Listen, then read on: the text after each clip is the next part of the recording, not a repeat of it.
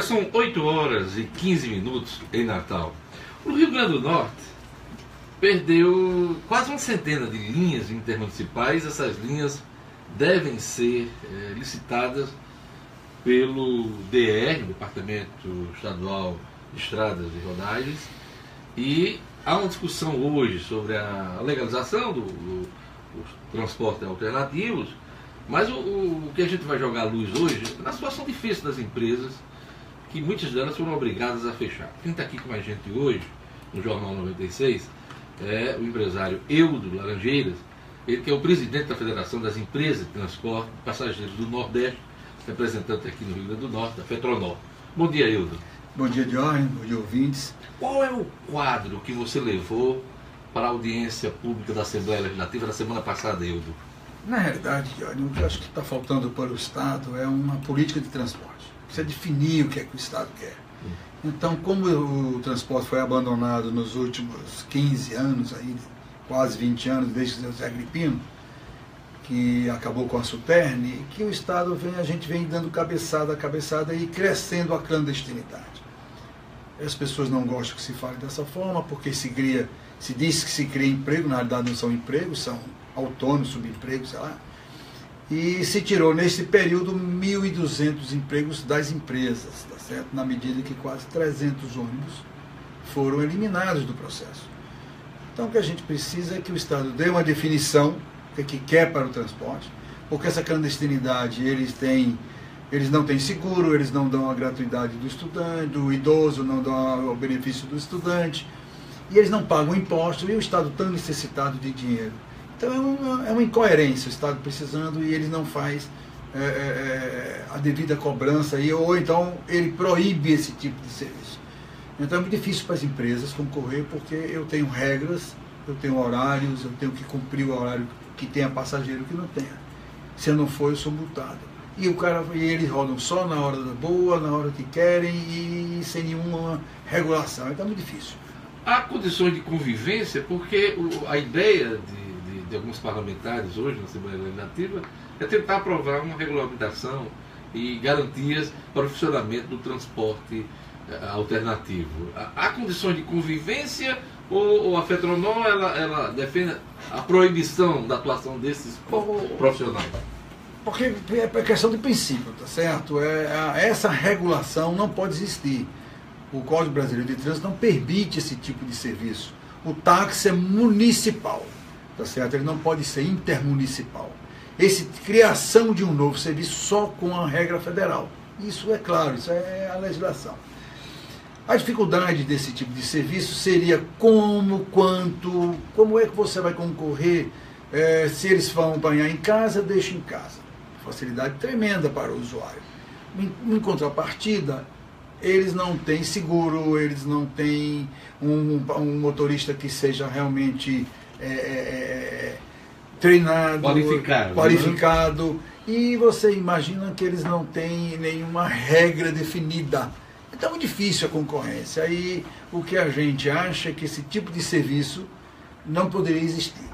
Tá certo? Então o que os deputados estão querendo, assim, eu acho que vai chegando nas eleições, começa a se criar algumas ideias de facilitação. De apelo popular. De apelo popular, que agora os deputados esquecem que já foram 1.200 empregos, pais de família que perderam seus empregos nas empresas, tá certo?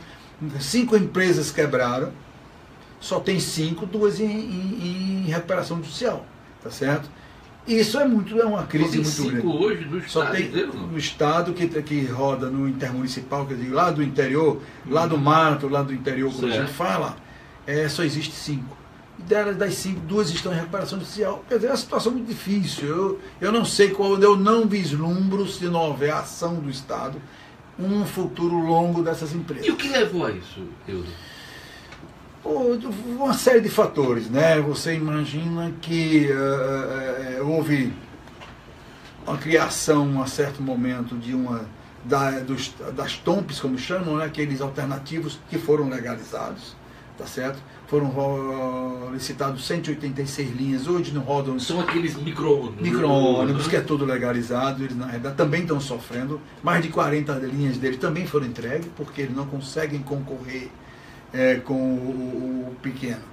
Então, quando eles entraram, começou porque não houve nenhum estudo técnico e foram tiradas demandas, as empresas foram reduzindo. Isso é uma coisa normal.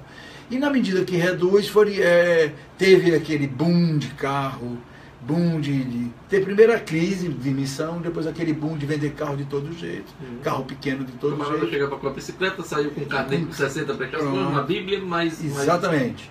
Isso fez com que isso fosse criando e sem nenhuma ação do Estado. Denúncias foram feitas, mas sem nenhuma ação do Estado.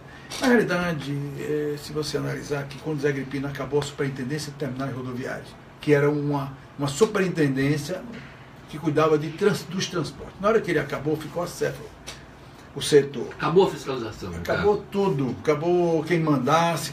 Isso foi colocado na STOP, que era, se lembra da STOP? A Secretaria de Obras. Transporte e Obras. Ficou lá um tempo, até que foi transferido, o governo Garibaldi foi transferido para o DR. Como diz o general Faixa, ele disse, o DR não é lugar de transporte. O DR está ali mal colocado. O DR não tem estrutura para isso, não tem fiscais para isso. Então ele mesmo disse que era o ideal que fosse criado voltasse a se criar uma secretaria para o transporte, porque aí ia cuidar direitinho. É para ter carro pequeno, para conseguir legalizar, que eles paguem os impostos, porque é impossível você, regrado, concorrer com quem não é regrado. E tem uma quantidade, porque se fala em 5 mil, 10 mil, 20 mil, ninguém sabe quantos são, tá certo? E a forma que eles vão entrar, como é que vai ser? Vai só ser sindicalizado e entra para rodar? Não tem nenhuma regra. Então isso tudo é muito difícil. Se não for algo, uma secretaria, uma superintendência, uma coisa que fosse para cuidar de transporte. E para isso precisava... Quais são os números de passageiros hoje do transporte intermunicipal? Você tem esses números atualizados? Não tenho esses números atualizados. O que eu te digo é que hoje existe menos de 200 ônibus nas linhas intermunicipais do interior, né? Menos de 200 ônibus. E nós já tivemos quase 500 ônibus. Isso há 15 anos atrás começou a derrocada. Infelizmente você vai o Estado é que diz, o Estado diz o serviço que ele quer. Se o Estado não quer arrecadar, ele também libere nós, libere as empresas de não pagar nada, ele libere a regra de a empresa tem tanta regra para cumprir. Agora, não podemos concorrer com quem não tem regra. Grosso modo, qual é a carga de impostos e exigências em cima das empresas? Só para ter uma ideia. Gera em torno de 35%. Aí todos, né, todos os impostos, em torno de 35%. E com essa carga, da atividade de tudo, né? E com essa carga que foi pesadíssima do óleo diesel agora, que veio de uma forma abrupta, né? Para uns não subiram impostos, mas para outros, né? E eu não sei como é que se faz em cima do óleo diesel, que transporta pessoas e transportam cargas, e isso encarece a vida de todo mundo, mas foi uma forma que o governo encontrou. Você acaba aumentando imposto onde você tem a produção, né? Exatamente. Do país. Né? Exatamente. Mas isso é repassado rapidamente para o consumidor, quer dizer, de todo jeito quem paga é o consumidor, e o que ocorre é que você vai num setor muito sensível, que você vai e ataca ele. Então, o que nós precisávamos no Estado era, realmente, o governador decidir o que quer com o Estado do Rio Grande do Norte em termos de transporte. Tá certo? Já houve uma conversa com o governador Robson nesse sentido? Só conseguimos conversar com o governador uma vez. Tá certo? Ele entendeu o problema? Ele ficou ficou certo de se fazer um grupo de trabalho para se fazer um grande estudo sobre o regulamento do transporte que desse condições para todos rodarem. Mas só que isso já faz mais de 2 meses e morreu o assunto. O general Frost tem se empenhado, ele nos mandou para a Assembleia assim, a criação de um conselho para ver se discute transporte, e agora a Assembleia, com o deputado hoje mesmo tem uma audiência com o deputado Geraldo Soares, que ele quer ver se a gente consegue se entender e como é que se pode dar um norte. A gente está de tudo que vier em termos de se ter um norte que seja a regra geral, a gente está dentro. A gente topa. O que nós não podemos é continuar do jeito que está. Se houver facilidade para o alternativo, que também tem para as empresas. E vice-versa. Exigência para a empresa também. Ou então exija deles. A gente já está acostumado com as exigências, exija deles também.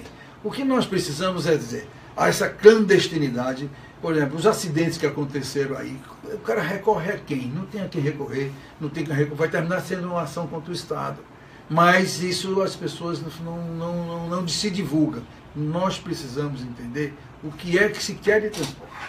E o transporte, eu acho que é uma atividade bastante importante para esse Estado. Me corrija se eu estiver errado, as empresas que deixaram de existir ao longo desses últimos 5 anos é a Transalineira, Trensal, Queiroz e Melo, Transul, Unidos, Brandão e Autoviação Oeste. Exatamente. São essas empresas. 5 empresas que sumiram, deixaram de existir. E as que estão hoje atuando, a Alves, Cabral, Jardinense, Nordeste e Rio Grandense. Exatamente, que estão atuando, operando hoje. Que ainda continuam com muita dificuldade operando. No transporte intermunicipal. Né?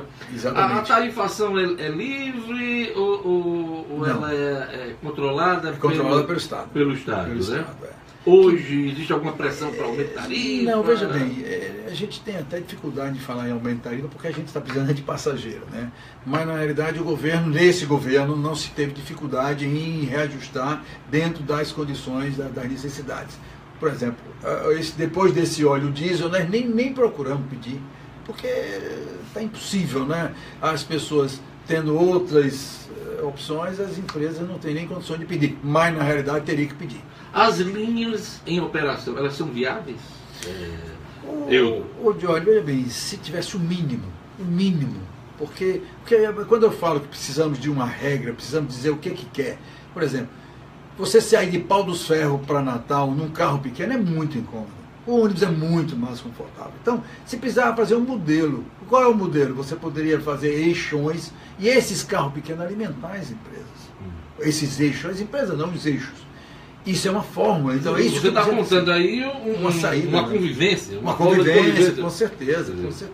É uma fórmula. Quer dizer, você sair de noite aqui para Pau dos Ferros, para sair para Caicó, para Mossoró, é muito ruim num carro pequeno. Além do risco, que é muito maior, é incômodo. Isso foi colocado na mesa, discussão agora? A gente vai colocar hoje nós vamos colocar isso na Assembleia. Nós já colocamos isso para o DR concorda com isso. Teria que se contratar uma empresa, que já se fez estudos, já tem 2 ou 3 estudos sobre isso. Ou se reaviva esses estudos, pega um técnico só que levantasse esses estudos que foram feitos para a gente adequar a nossa realidade atual. Precisa sim. Existe possibilidade de convivência dessa forma? Sim. Agora, todo mundo quer vir para Natal. Esse é que é o grande problema. É porque nas linhas boas a concorrência é muito grande e existe linha desocupada lá, que as empresas entregaram e ninguém Quais são as linhas boas? Os eixões, né? Você vê como Caicó, você vê de Pau dos Ferros, Mossoró, esse eixo aqui. 226 aqui no Seridó, 304, rasgando o Seridó, e a 304 no caminho do Oeste, Mossoró e Oeste. Exatamente. Né? Você tem como você fazer aí uns eixões e lá no fim você alimentar essas coisas. Você tem aqui por lado de Macau também, que é um bom eixo, é um eixo importante, com o crescimento dessa região, com o turismo, com tudo. Tudo isso faz com que você pudesse fazer uma convivência, agora precisa esse entendimento e não alavantou do jeito que está. É isso aí. Eu queria agradecer a presença do presidente da Federação das Empresas de Transporte de Passageiros do Nordeste, Feito Tornó, do Laranjeira, que está participando dessa discussão, claro, como representante do setor das empresas de ônibus intermunicipais, essa discussão toda sobre a regularização do sistema alternativo na Assembleia Legislativa. Essa discussão que é importante, até porque, como ele bem relatou aqui, 5 empresas deixaram de operar ao longo desses últimos anos, né? E outras poderão seguir o mesmo caminho. Eudo, muito obrigado por sua presença aqui no nosso programa. Obrigado, Diogo. Para falar de transporte, a gente à disposição. É isso. Até mais. Eu queria agradecer a todos e dizer que amanhã eu estou de volta com o Jornal 96. Tchau!